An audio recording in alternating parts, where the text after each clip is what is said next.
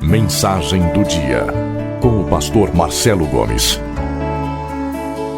Dito no Egito, deixe-nos em paz, seremos escravos dos egípcios, antes escravos dos egípcios que morrer no deserto. Moisés respondeu ao povo: não tenham medo, fiquem firmes e vejam o livramento que o Senhor lhes trará hoje, porque vocês nunca mais verão os egípcios que hoje vêm.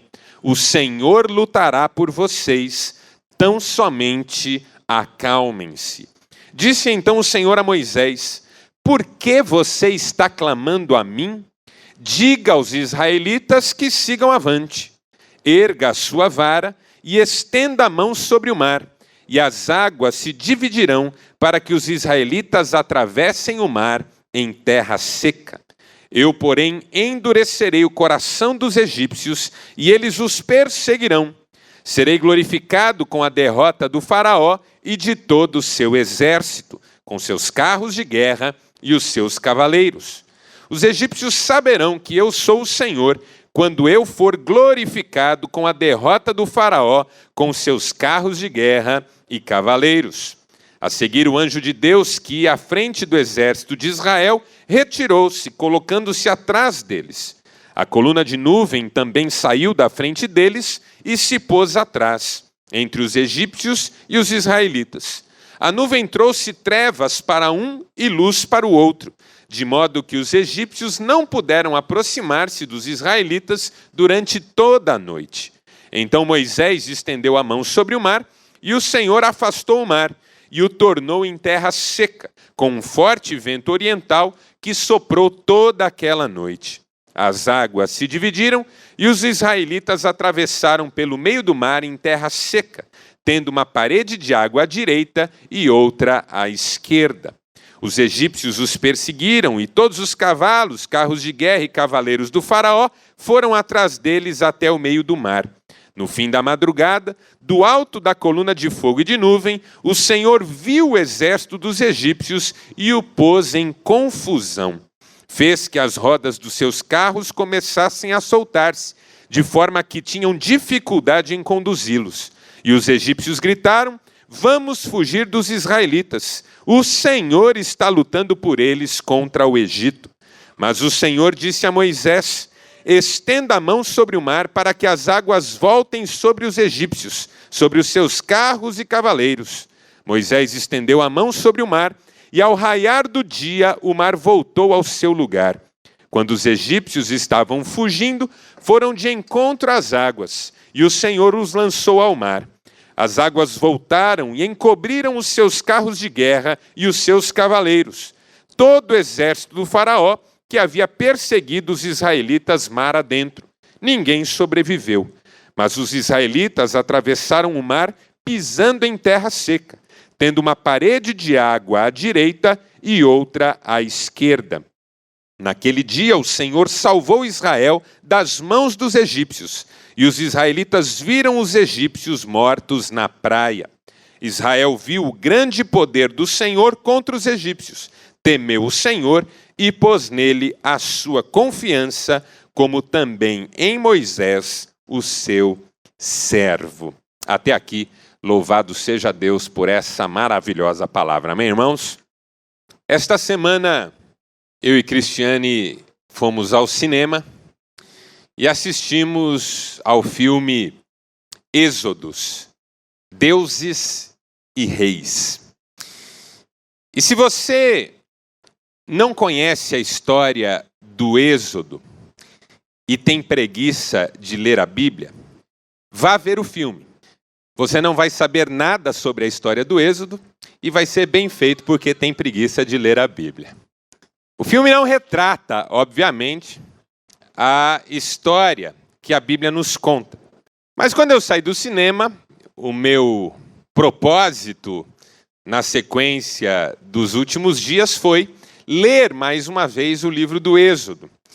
E à medida em que eu fui lendo o livro do Êxodo, me saltou diante dos olhos esta belíssima narrativa do capítulo 14, que nós conhecemos como a travessia do Mar Vermelho. Uma história de milagre, uma história de manifestação do poder de Deus, uma história que ganhou meu coração como um incentivo, exatamente para esse momento que nós estamos vivendo.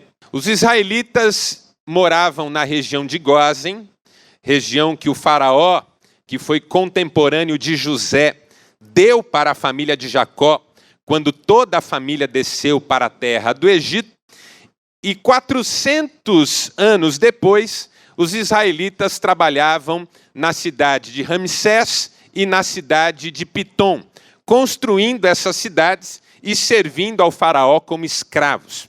E como os israelitas vinham se multiplicando de modo muito veloz e muito intenso, o faraó egípcio começou a ter medo da quantidade de israelitas no seu território e começou a impor trabalhos ainda mais forçados. A Bíblia diz que os israelitas eram obrigados a fazer os tijolos que eram usados na construção das cidades. Mas uma vez que o faraó queria torturá-los no serviço que faziam, obrigou-os a também colher a palha com que deveriam fazer os tijolos, sem que com isso pudessem diminuir a cota dos tijolos que precisavam ser feitos. Quando o Senhor chamou Moisés para tirar os israelitas dessa situação, e você conhece a história, Moisés foi falar ao faraó, o faraó teve o seu coração endurecido, não deixou o povo sair. O Senhor enviou 10 pragas contra a terra do Egito. A última praga foi a morte dos primogênitos. E aí, finalmente, o faraó se rendeu, deixando o povo sair. Quando o povo saiu de Ramsés. E o caminho óbvio para a terra de Canaã, terra que Deus havia prometido para os pais do povo de Israel, Abraão, Isaque e Jacó, seria pelo norte do deserto de Shur, passando pela terra dos filisteus. Mas o próprio Senhor diz que não queria que os israelitas enfrentassem os filisteus nesse momento de sua história, afinal estavam saindo de uma situação muito difícil. Então o que aconteceu? Os israelitas tinham a opção de fazer esse caminho por dentro, já atravessando em pontos secos, bem ao norte, onde você está vendo essa seta, e descendo até a região do Sinai, para depois subir à terra de Canaã. Mas os israelitas desceram por dentro da terra do Egito, até esse lugar chamado Pi-Hairote, de frente para o Mar Vermelho. E essa decisão de seguir por essa rota foi do Senhor.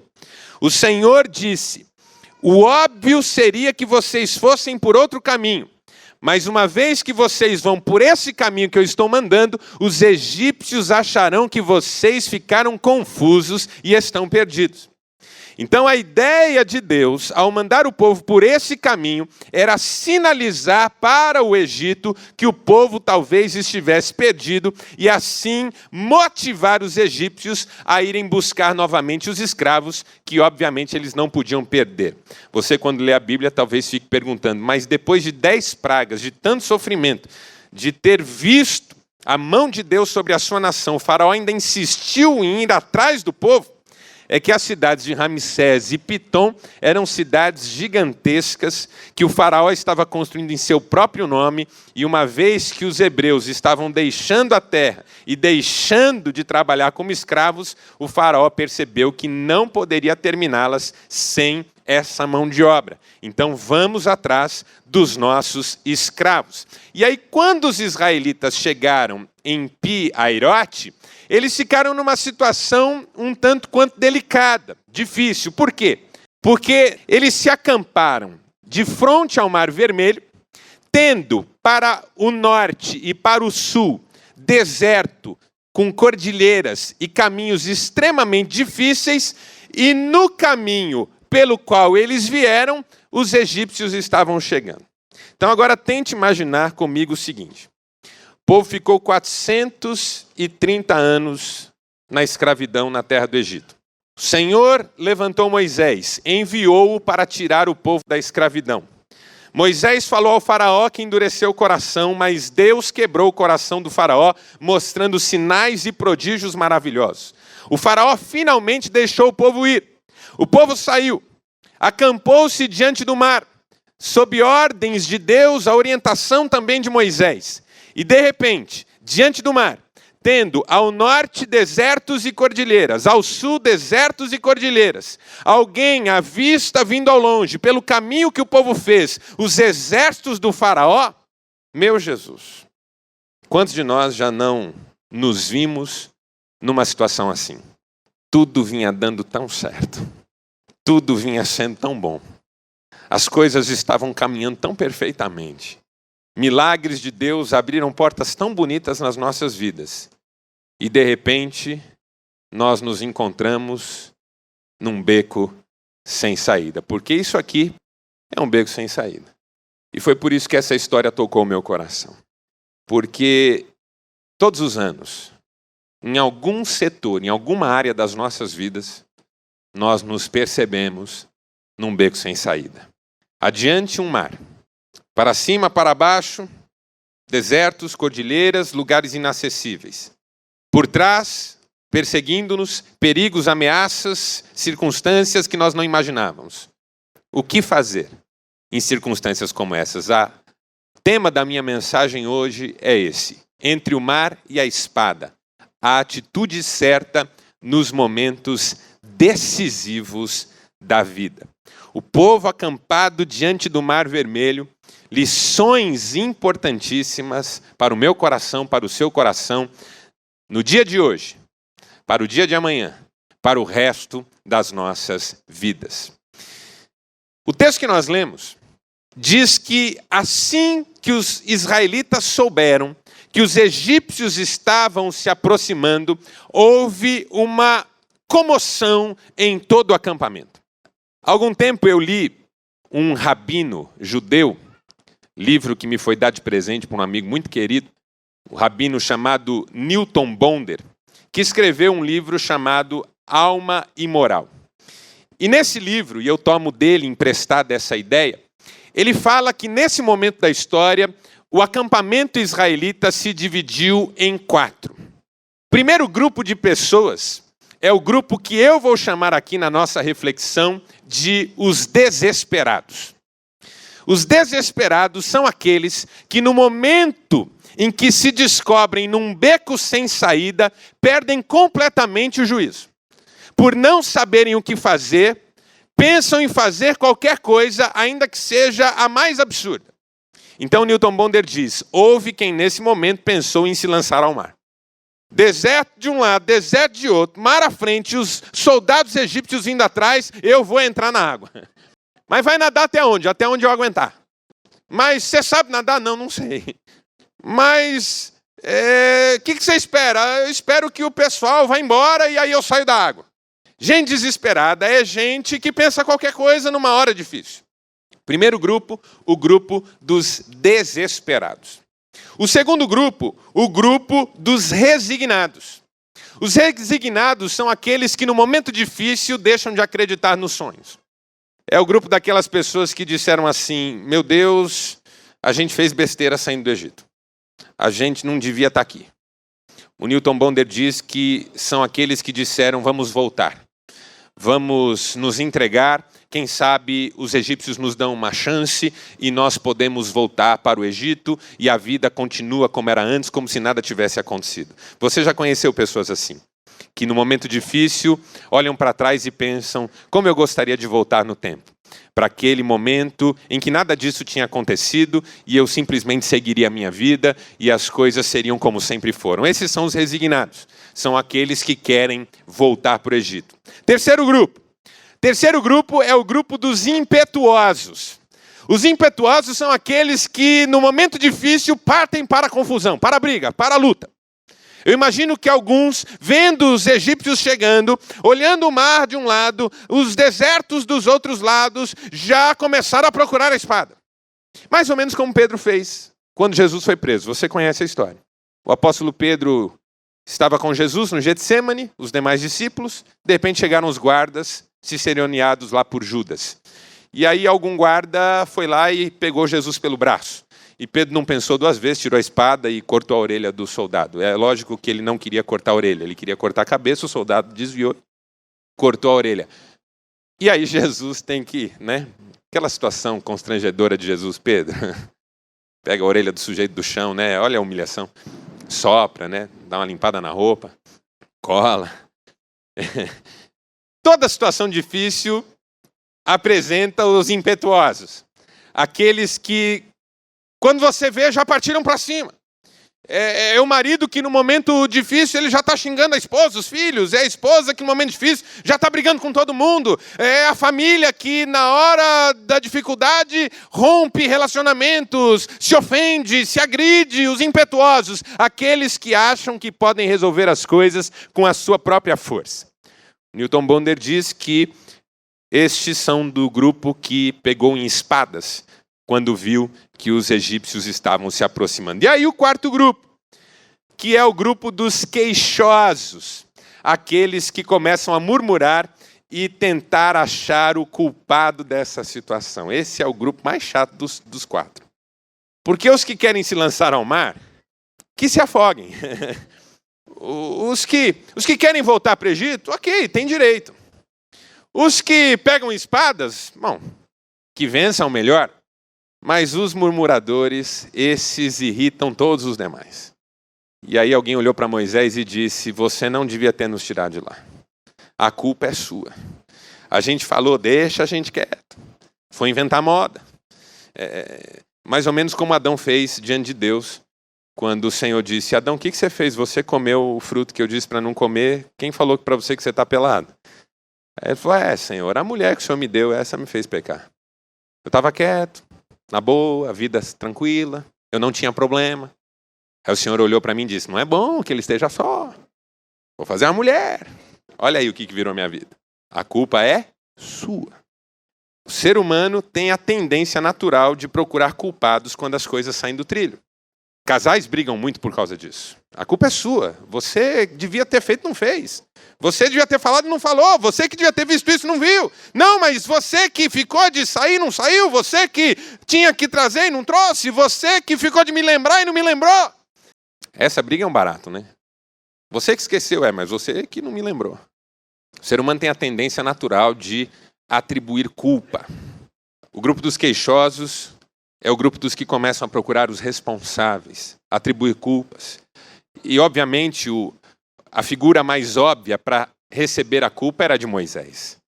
Porque sempre os que sonham, sempre os que acreditam, sempre os que vão atrás, acabam sendo responsabilizados pelos dissabores do caminho. 4 grupos. O grupo dos desesperados, o grupo dos resignados, o grupo dos impetuosos, o grupo dos queixosos. Como que a gente pode ter certeza que, de fato, esses 4 grupos estavam representados naquele momento de beco sem saída? Versículos 13 e 14 são fundamentais. Olhe para a sua Bíblia comigo, por favor. Versículos 13 e 14. Moisés respondeu ao povo: não tenham medo, fiquem firmes e vejam o livramento que o Senhor lhes trará hoje, porque vocês nunca mais verão os egípcios que hoje vêm.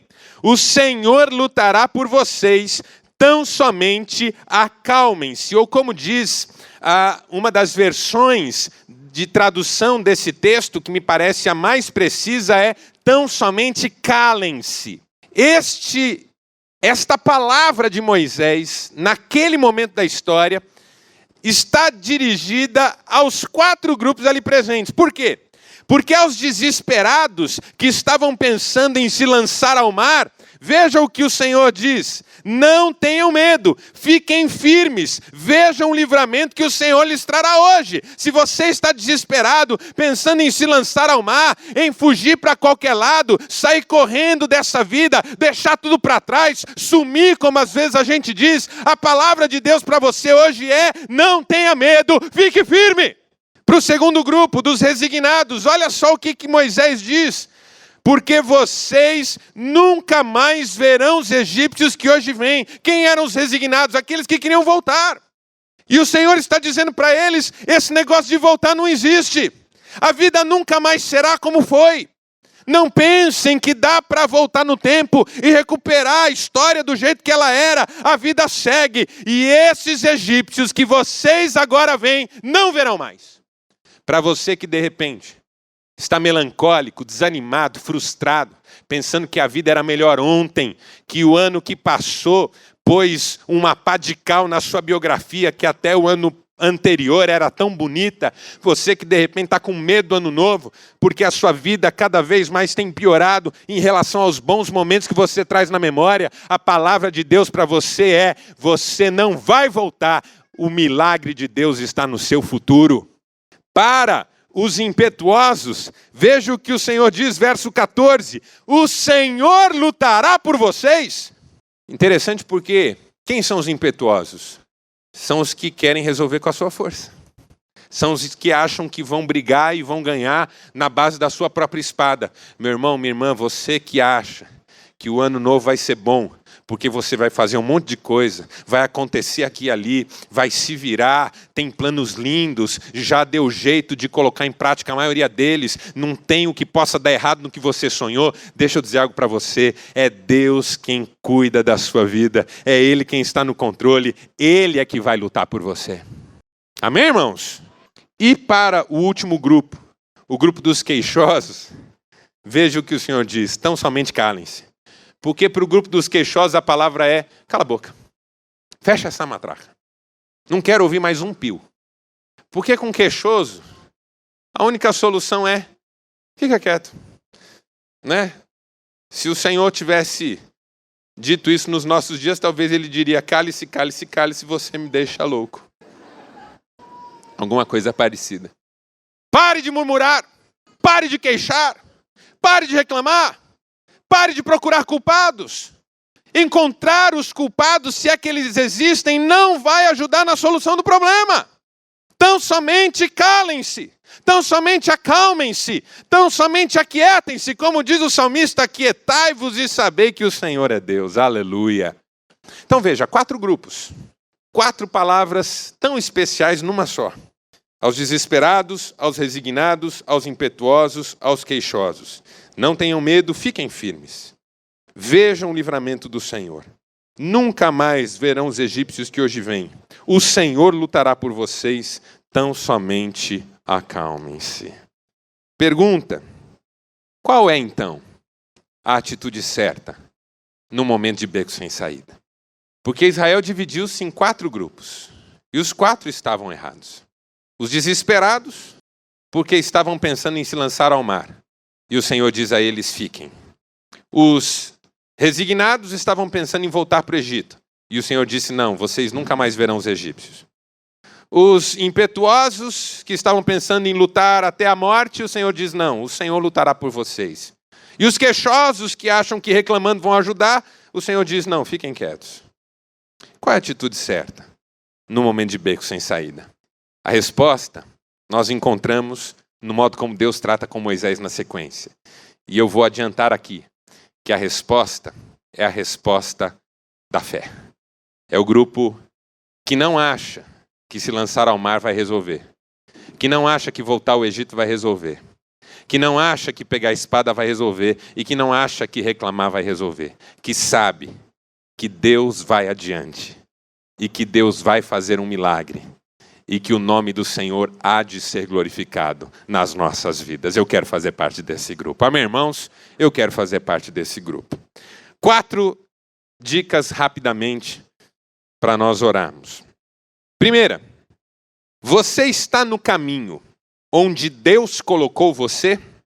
Então, continue. Essa é a primeira lição.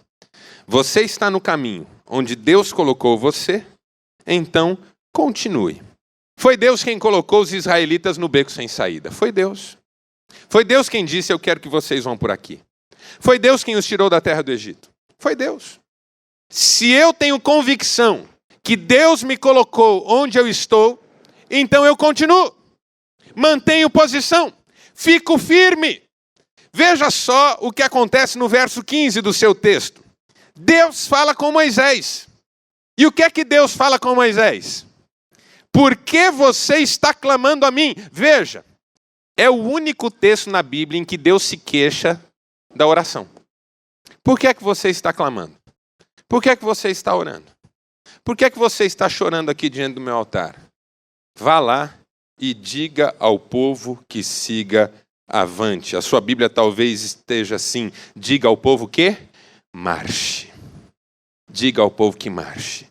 O povo veio por um caminho, chegou até aqui. O caminho está fechado, mas o povo pela fé continua andando. Há um mar diante do povo, mas a palavra é: siga em frente. Pastor, meu casamento acabou.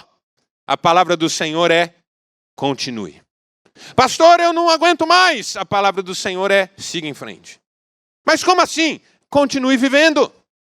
Continue fazendo aquilo que Deus já mandou você fazer.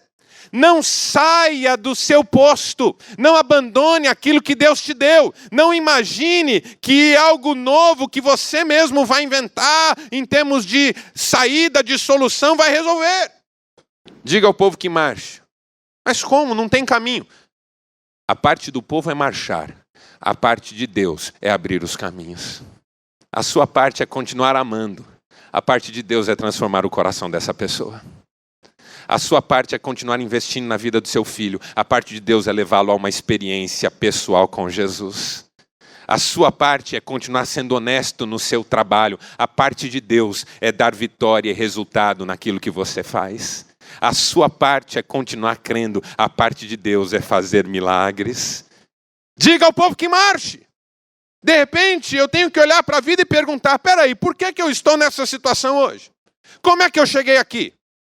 Bom, eu cheguei aqui porque Deus me abriu essa porta. Eu cheguei aqui porque Deus me deu uma palavra. Eu estou aqui porque um dia Deus me chamou para isso. Eu estou com essa pessoa porque Deus já nos abençoou muito na nossa história. A nossa família é assim porque Deus nos protegeu e nos abençoou no momento em que nós estávamos perdidos. Então por que agora eu estou pensando em jogar tudo para o alto?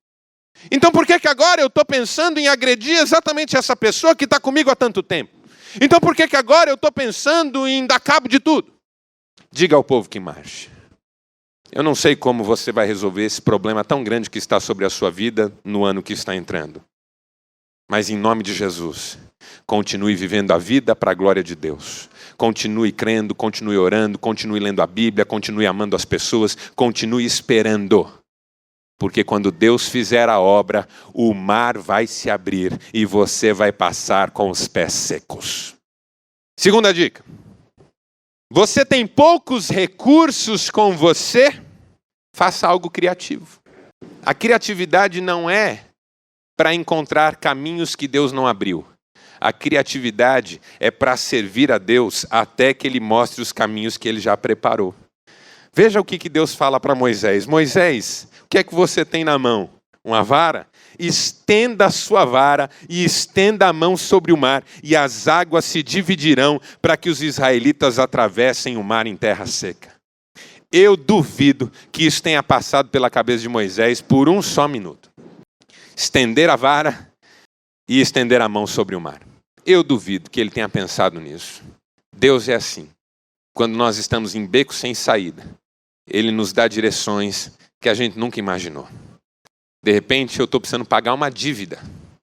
E o Senhor me dá uma palavra sobre perdoar alguém que eu não estou perdoando faz tempo. De repente, eu estou com uma enfermidade. E o Senhor me dá uma palavra sobre ser generoso numa situação específica.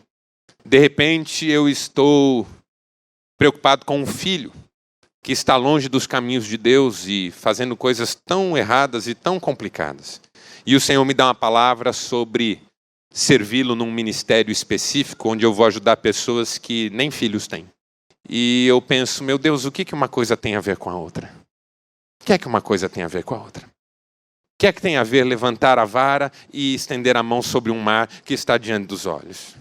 O que é que isso vai ajudar? Se Deus mandou, faça. Deus é criativo. Deixe Deus ser criativo através da sua vida. Faça aquilo que você não fez. Comece com uma postura que você ainda não adotou. Então, se você sempre reclamou, pare de reclamar e comece a glorificar. Se você sempre resolveu na base da briga, da agressão, da violência, peça para Deus te dar mansidão. Se você é do tipo, eu me viro, comece a se humilhar e se quebrantar e deixar Deus ir à frente. Se há tempos você não sabe o que é o quarto secreto da oração, vá para lá. E aquilo que eu não tenho feito, eu quero fazer. Aquilo que eu sei que Deus está pedindo de mim, eu tô procrastinando, não chega, eu quero obedecer. Porque eu tenho certeza que quando eu tomar uma atitude nova diante de Deus, em obediência à sua palavra, coisas que eu nunca vi vão acontecer na minha vida.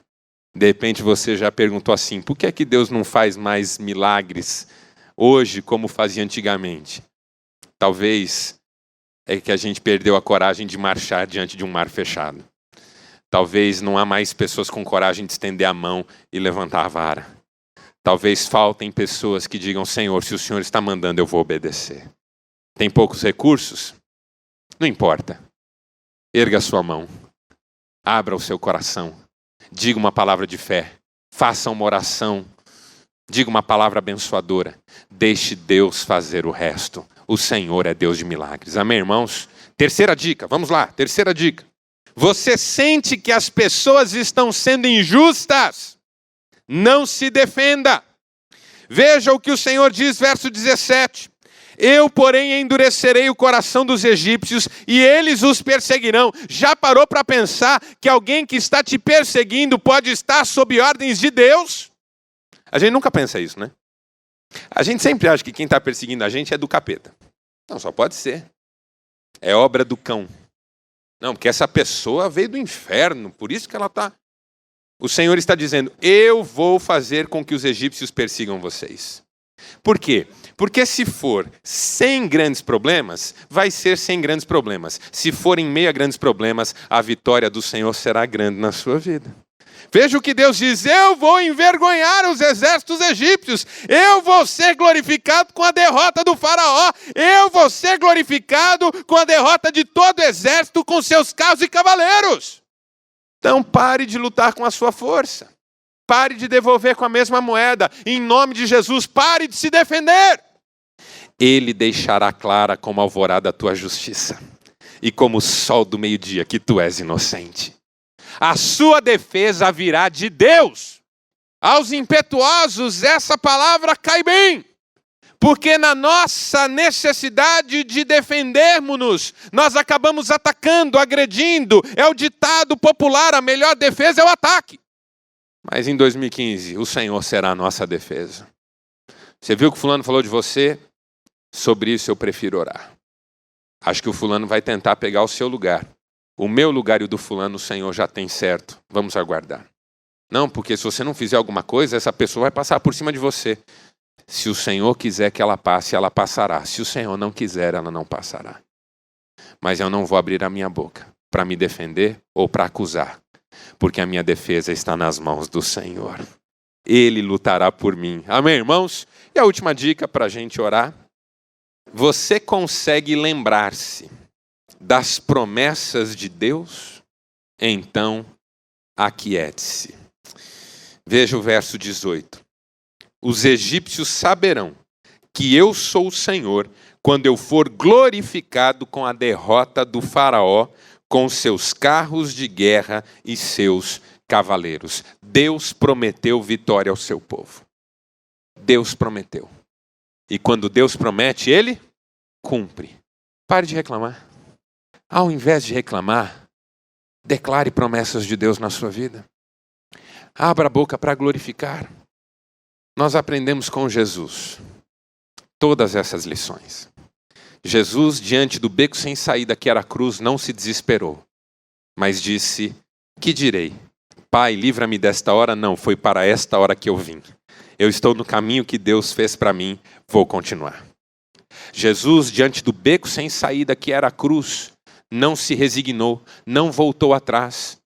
Pilatos disse para ele, negue que você é o rei dos judeus e eu solto você. Jesus disse, o meu reino não é deste mundo. O meu reino não é deste mundo. Jesus, no beco sem saída da cruz, podia ter sido impetuoso. O ladrão ao seu lado disse, desce daí, livra-te e livra nós também. Jesus nem lhe respondeu. A defesa veio de Deus na boca do outro ladrão. Cala-te.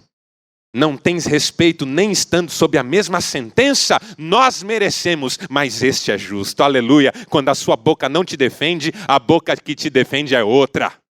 E Jesus, diante do beco sem saída da cruz, quando ele poderia ter se queixado, reclamado, acusado, ele disse: Pai, perdoa-lhes, porque não sabem o que fazem.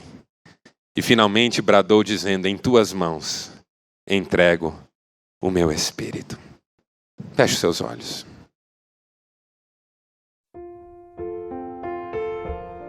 Damos-te graças, Pai. Graças, graças e graças pelo teu cuidado para com as nossas vidas, pela tua bondade, generosidade, amor, a tua disposição em nos ensinar pela palavra. Quantas coisas lindas estão presentes na tua palavra, quanta riqueza, como o salmista disse, a tua palavra é muito mais valiosa do que o ouro, do que muito ouro fino, e é muito mais doce do que o mel que goteja dos favos. É uma palavra que orienta, que exorta, que incentiva, que corrige, que abençoa. Obrigado, Senhor. Obrigado por tudo que o Senhor tem feito nas nossas vidas e por tudo que o Senhor ainda vai fazer. Te pedimos, Pai, que nos dês a coragem necessária para vivermos de acordo com o que ouvimos, para tributarmos a Ti a glória que é devida ao Teu nome e nos deixarmos moldar pelas verdades do reino e pelo poder do Teu Espírito Santo. Enche-nos do Espírito Santo, Senhor. Fala conosco.